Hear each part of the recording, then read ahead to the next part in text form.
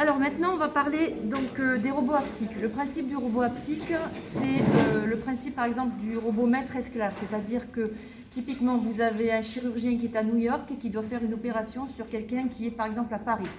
Donc il va y avoir deux robots, un robot maître et un robot esclave. Le robot maître est donc tenu par la personne qui fait les mouvements et le robot esclave va reproduire les mouvements le plus fidèlement possible. Donc pour cela, bien entendu, on va étudier à l'intérieur tous les paramètres électriques et mécaniques.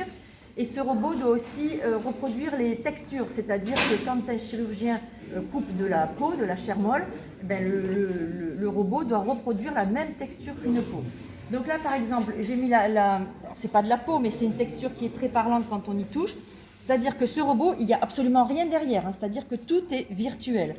Et pourtant, sur un écran, ici, sur mon écran, j'ai une image qui est toute crantée, comme une balle crantée.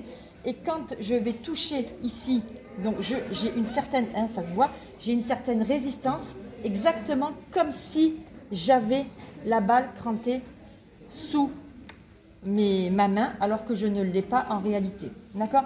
Donc c'est ça le principe de l'haptique et la reproduction de toutes les textures possibles. Voilà, la texture de la peau, c'est texture mollasse. Donc là, on a l'impression de s'enfoncer dans quelque chose. Et donc voilà pour le fameux robot haptique. Et toujours pareil, la simulation et le réel pour pouvoir faire ces études.